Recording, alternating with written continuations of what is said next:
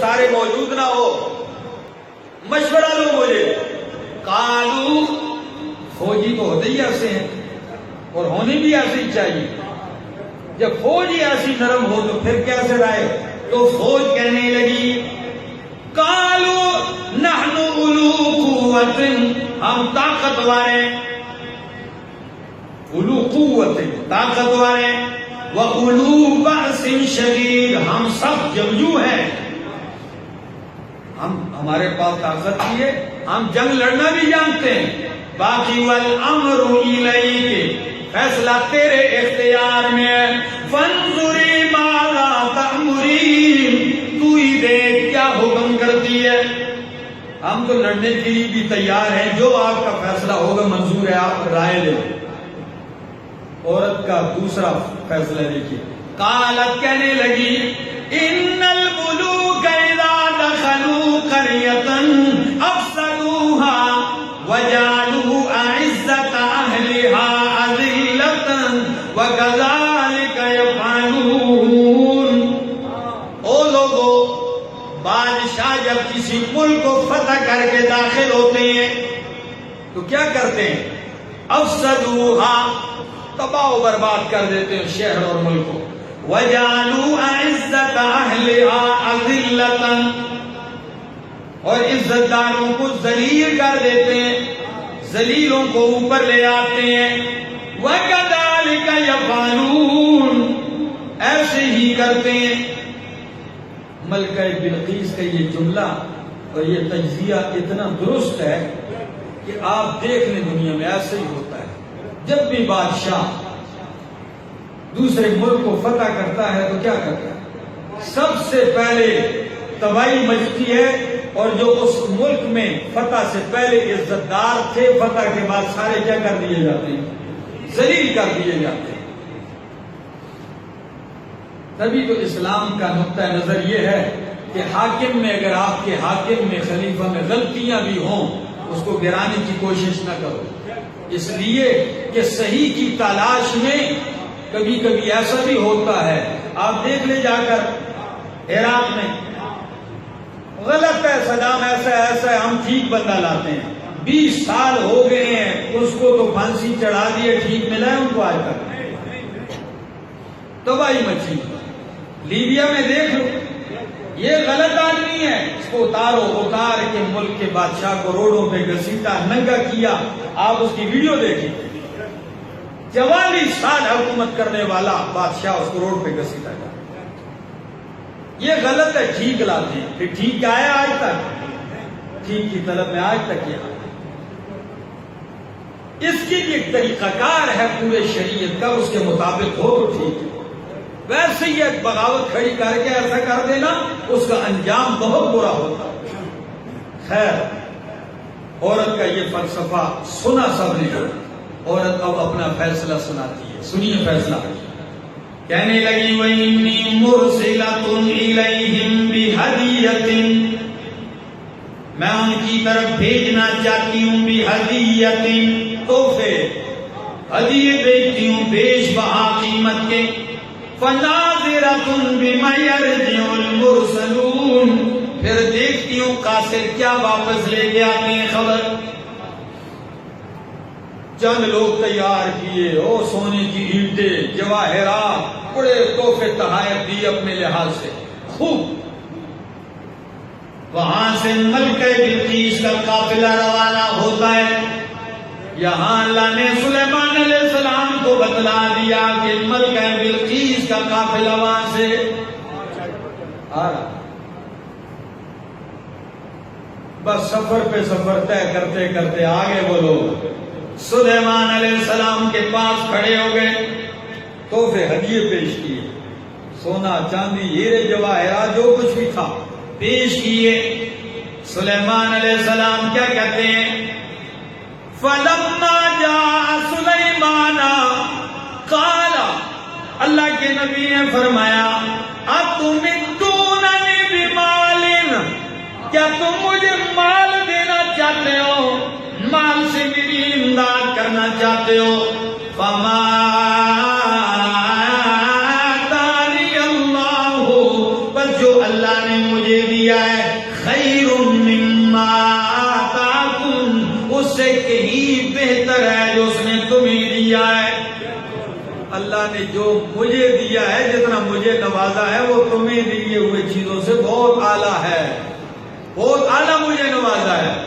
اگلی بات، بل انتم بہدیتکم تفرحون، لے جاؤ اپنے تحفے، تم بھی خوش ہو ان پیسوں پر، یہ تحفے تمہارے، تمہیں ہی مبارک.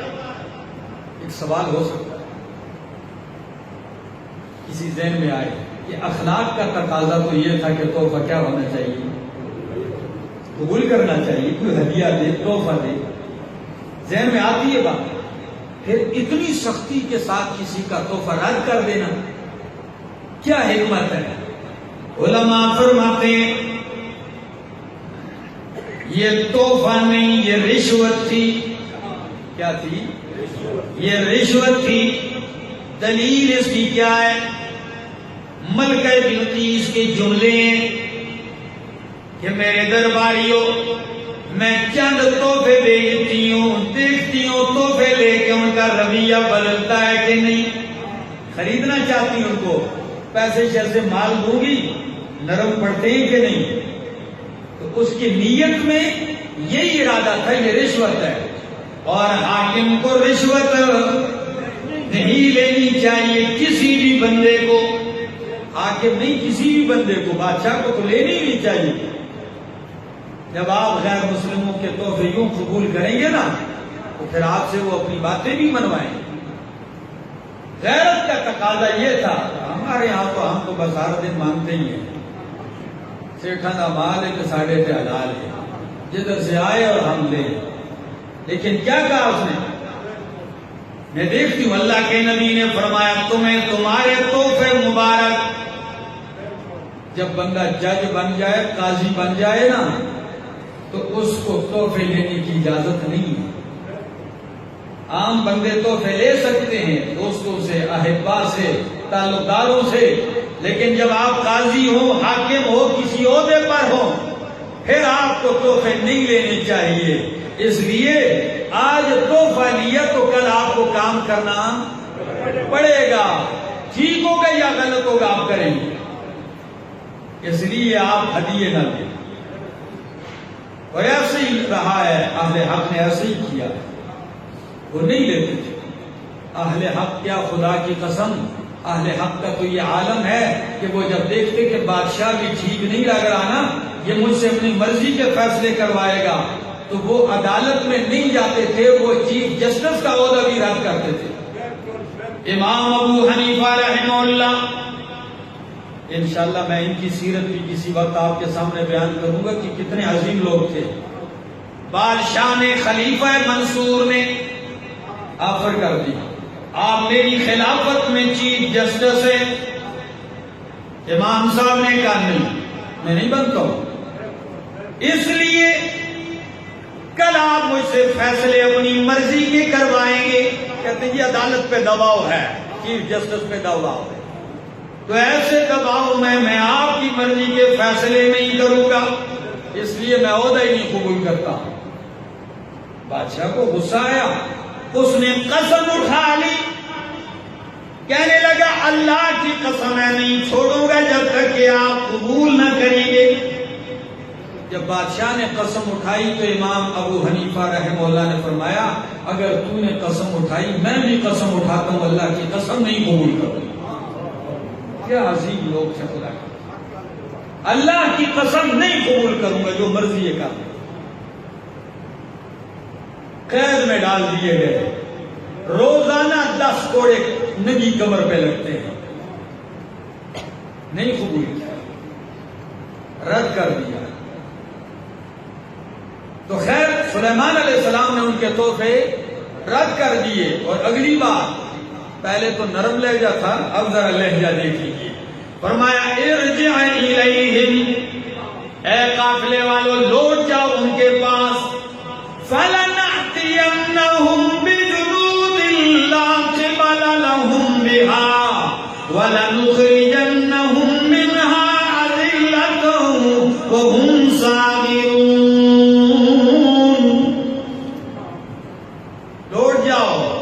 اب پہلے تو خط آیا تھا، اب ایسا لشکر لے کے بھیجوں گا ان کے پاس لا قبل لہم کہ جس کا مقابلہ کرنے کی انہیں کوئی جرت نہیں ہوگی، اور ان کو وہاں سے ذلیل و رسوا کر کے نکالیں گے۔ اب نہیں ہے ان کی خیر۔ قافلہ لوٹا تو پھر واپس کیے ملکہ بلقیس کو، اور ہر بہر سارا قصہ سنایا تو اور سمجھدار تھی، کہنے لگی اب بہتر یہ کہ میں خود چلتی ہوں ان کی خدمت میں۔ ملکہ بلقیس وہاں سے روانہ ہوتی ہے، یا اللہ کے نبی کو اللہ اطلاع دیتے ہیں، اطلاع ملتی ہے کہ بلقیس آ رہی ہے آپ کے پاس۔ چونکہ سلیمان علیہ السلام کو ہدہد نے بتایا کہ اس کا عظیم تخت ہے، تو سلیمان علیہ السلام نے مجلس میں کیا فرمایا؟ قال یا ایھا الملأ ایکم یأتینی بعرشہا، کون ہے جو بلقیس کے آنے سے پہلے اس کا تخت میرے پاس لے آئے؟ اب ذرا اپنی طاقت کا مظاہرہ کیا جا رہا ہے، کون ہے جو لے آئے اس کا تخت قبل ان یأتونی مسلمین، ان کے فرما بردار مسلمان ہو کے آنے سے پہلے۔ تو چونکہ سلیمان علیہ السلام کی بادشاہت میں تو جنات بھی تھے، قال عفریت من الجن، جنوں میں بہت بڑا ہیکل دیو،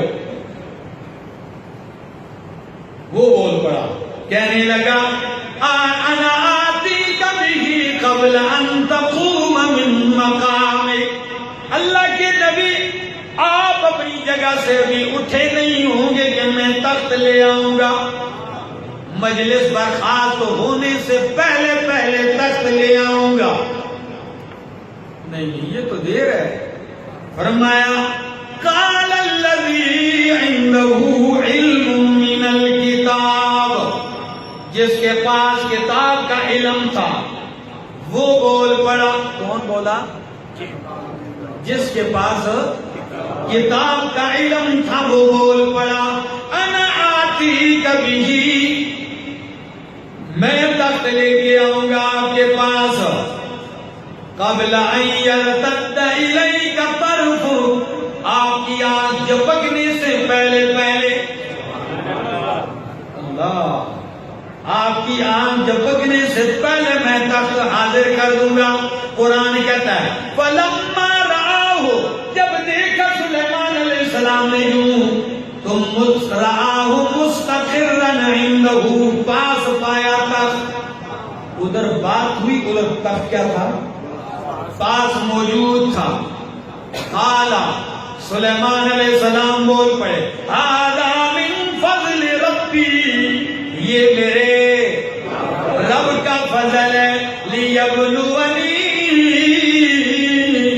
تاکہ مجھے آزمائے، اشکر ام اکفر، کہ میں شکر ادا کرتا ہوں یا ناشکری کرتا ہوں۔ ومن شکر، جس نے شکر کیا، فإنما یشکر لنفسہ، اس نے اپنے لیے شکر کیا، اور جس نے انکار کیا، ناشکری کی، فإن ربی غنی کریم، میرا رب غنی بے پرواہ کریم عزتوں والا ہے۔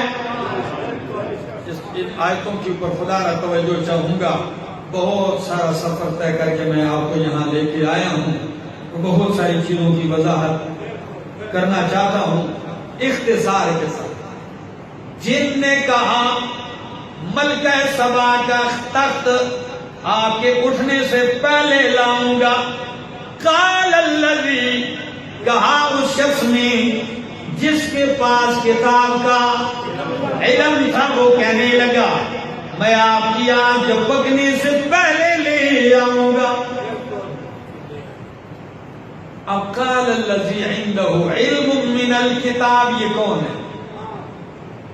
قرآن خاموش ہے، کیا ہے؟ نہیں لیا نام، نبی کی حدیث خاموش ہے، اللہ کے نبی نے نہیں بتلایا کہ یہ کون ہے۔ اچھا، یہ دونوں باتیں صاف ہو گئی۔ اب تیسری بات، کچھ تاریخ میں کچھ مختلف ذرائع مفسرین نے جو باتیں ذکر کی ہیں ان میں ایک بات یہ کہ یہ تخت لے کے آنے والا ان کا وزیر تھا جس کا نام ہے آصف بن برقیہ. یہ ایک قول ہے. یہ کون تھا؟ یہ سلیمان علیہ السلام کا وزیر تھا اور اللہ کا ولی تھا، صاحب کرامت تھا. یہ ان کی کرامت ہے کہ لمحوں میں تخت لے آیا. یہ ایک قول. مفسرین میں سے کئیوں نے یہ لیا ہے، لیکن یہ قول زیادہ درست نہیں ہے. کیوں؟ اس لیے کہ یہاں ولی کی طاقت کو نبی کی طاقت سے زیادہ بڑھا کر پیش کیا جا رہا ہے. اللہ کے پیغمبر بادشاہ بھی ہیں اور نبی بھی ہیں سلیمان علیہ السلام. بات سمجھ میں آ رہی؟ تو نبی محتاج ہو گئے کس کے؟ تخت لانے میں. یہ کوئی ذہن میں آنے والی بات ہے؟ نبی ولی کے محتاج نہیں. نمبر 2، اگر کوئی بندہ کہے کہ جی ولی کی کرامت آپ نہیں مانتے، ہم کہتے ہیں ولی کی کرامت مانتے ہیں، لیکن ساتھ یہ بھی کہتے ہیں ولی کی کرامت اس کے اختیار میں نہیں ہوتی. یہاں جو بول رہا ہے تو وہ تو کہہ رہا میں لاؤں گا.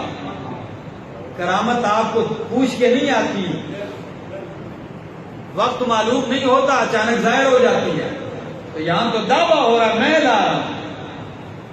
اچھا، تیسری بات کہتے ہیں جی کرامت کس چیز سے لایا یہ ولی آصف بن برقیہ؟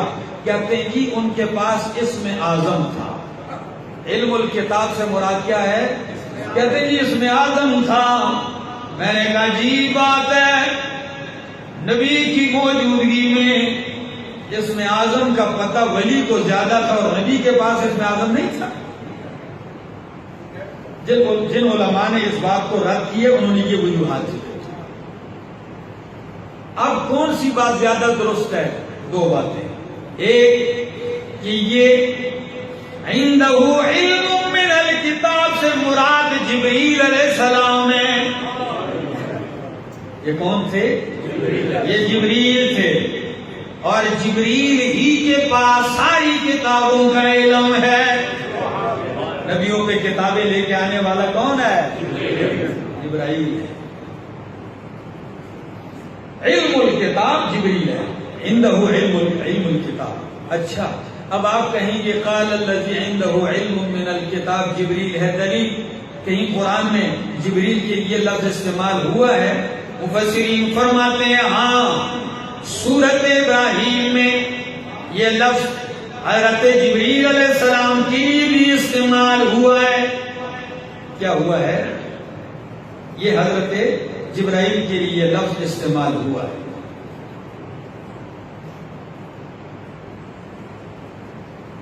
تو اس سے مراد جو ہے. دوسری تفسیر جو درست مانی گئی ہے، جس کو امام راضی نے بھی ذکر کیا ہے، وہ فرماتے ہیں کہ عندہ علم من الکتاب سے مراد جبریل بھی نہیں، آصف بن برقیہ بھی نہیں، خود سلیمان علیہ السلام ہے. کیا ہے؟ ہاں، جب جن نے کہا میں آپ کے اٹھنے سے پہلے لاؤں گا تو خود صاحب کتاب کا علم نبی سے بڑھ کر اور کسی کے پاس ہو سکتا ہے اس وقت؟ تو عندہ علم من الکتاب سلیمان علیہ السلام خود ہیں. اور اس کی دلیل اگلا لفظ موجود ہے. جب تخت کو پاس دیکھا تو فرمایا ھذا من فضل ربی، یہ مجھ پر میرے رب کا فضل ہے کہ میرا معجزہ ہے یہ جو لے کے آیا ہوں یہ میرے.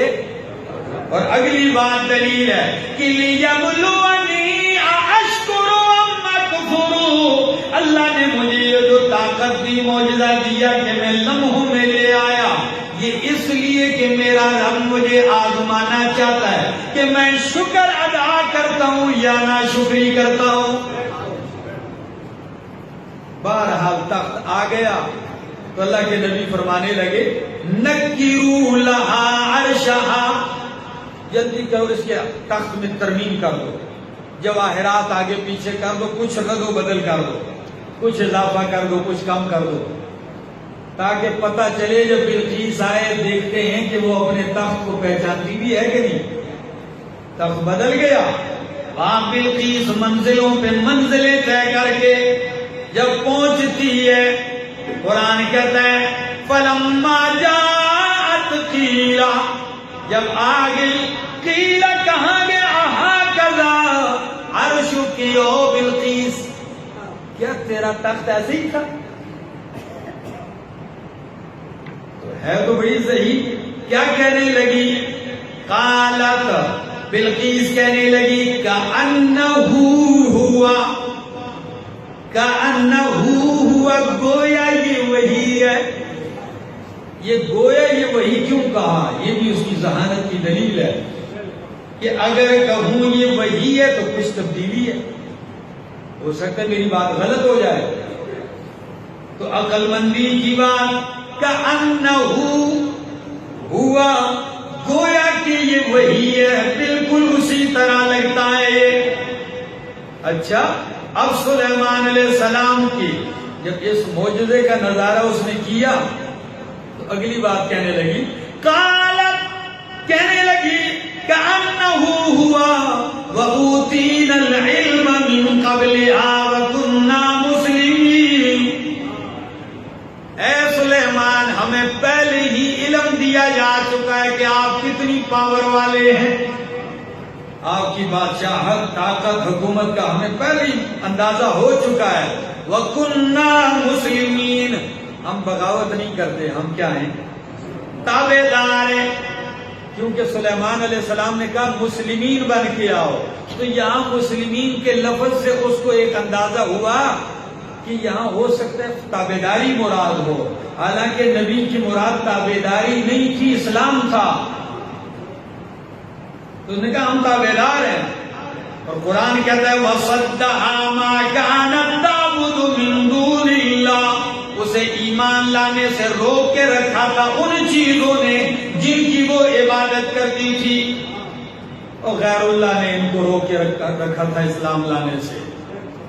چلو، کافر قوم میں سی تھی۔ آگے اختصار کرتا ہوں، سلیمان علیہ السلام نے ایسا محل تیار کیا ہوا ہے جس کا صحن شیشہ لگا ہوا ہے، شیشے کے نیچے حوض ہے، تالاب، مچھلیاں تیر رہی ہیں، ہیرے جڑے ہوئے ہیں، صاف ستھرے پتھر لگے ہوئے ہیں۔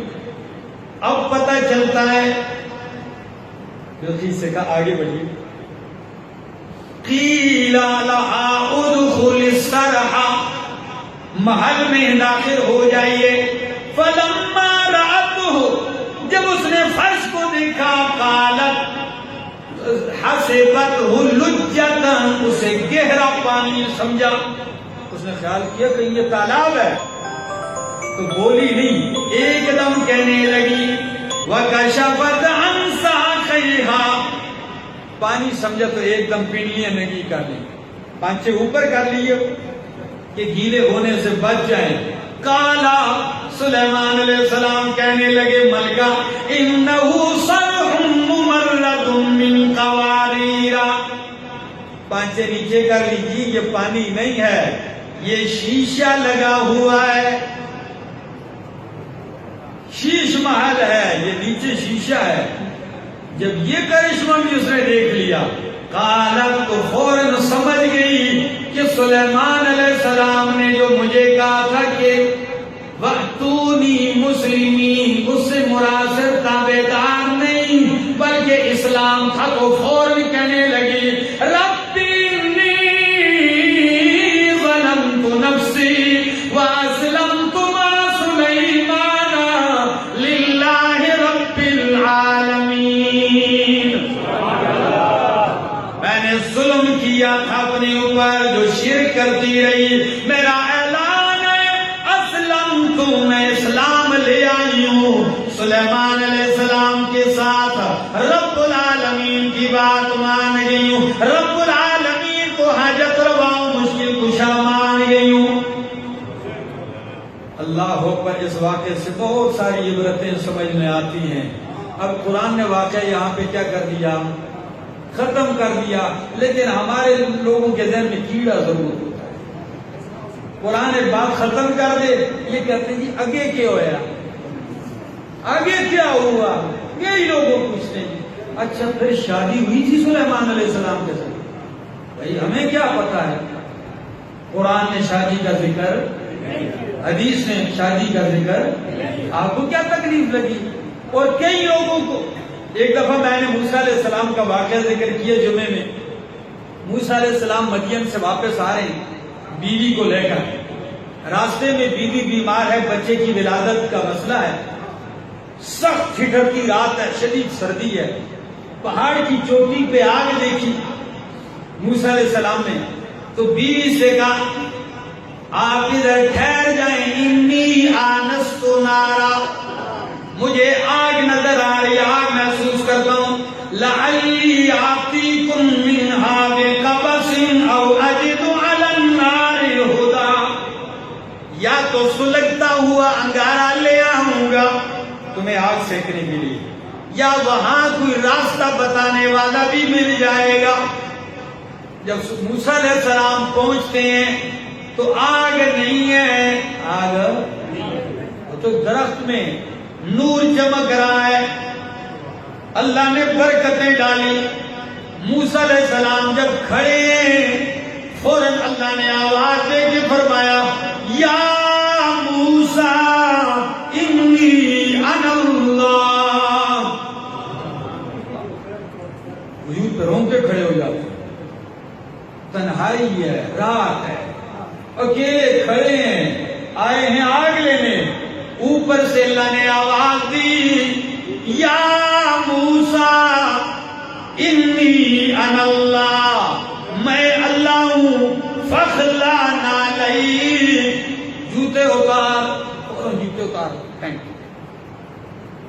رسالت حوالے کر دی، مشن حوالے کر دیا، جلدی کر فرعون کے پاس جا، سرکش ہو چکا ہے۔ وہاں سے فرعون کے پاس آتے تو بندہ کہتا ہے اچھا جی بیوی بچے کا کیا بنا؟ دیکھا بھائی قرآن جدھر تمہیں لے کے جاتا ہے دماغ ادھر، موڑ کے آئے تھے، واپس آئے تھے، نہیں آئے تھے۔ میں نے کہا خدا کے بندے، اس میں تمہارا کوئی غرض ہے تمہاری؟ اللہ کی خواہ مخواہ کی فضول بات۔ یوسف علیہ السلام کا واقعہ قرآن نے کتنی تفصیل سے ذکر کیا، کر دیا ہے، زلیخا کا ذکر کر دیا ہے، عزیز مصر کی بیوی کا، کتنی بدعمل تھی، کیا الزام لگائے، کیا اس نے حملے کیے ہیں نبوت کے اوپر۔ پھر کہتے ہیں کہ یوسف علیہ السلام سے زلیخا کا بیاہ ہوا ہے، شادی ہوئی تھی۔ خدا کے بندے آپ کو اس سے کیا لگے؟ قرآن خاموش ہے، سنت حدیث سے کیا ہے؟ خاموش ہے، لیکن اتنی بات پکی ہے کہ ایسی بد کردار عورت نبی کے لائق نہیں ہے۔ جس کے اتنے کارنامے پورے سورہ یوسف میں مشہور ہیں، اس کو اٹھا کے کس کے متھے لگا دیا؟ یوسف علیہ السلام کے نکاح میں اس کو ڈال دیا۔ پھر اسی پہ بھی نہیں نا، آگے مثالیں اتنا لگا دیا کہ جی یوسف کو ان کے گھر میں بچے پڑے ہوئے تھے تو وہ تو بوڑھی ہو گئی تھی، کہتے جی اس کو جوانی بھی مل گئی تھی، کام اس نے بڑے اچھے کیے کہ اس کو دوبارہ جوانی دی جائے۔ پھر اس میں بھی آگے مثالہ لگا دیا، کہتے ہیں قیامت کے دن تمام جنتی جو ہوں گے وہ پھر جوان ہوں گے، پر زلیخا اسی طرح بوڑھی ہوگی۔ وہ جی کیوں؟ کہتے ہیں اس کو جوانی دنیا میں مل گئی دوبارہ۔ یہ سب فضول باتیں ہیں، اللہ اس سے ہماری حفاظت فرمائے، وہی بات سمجھنے کی سنانے کی توفیق نصیب فرمائے جو کتاب و سنت کے موافق ہو، اللہ عمل کی توفیق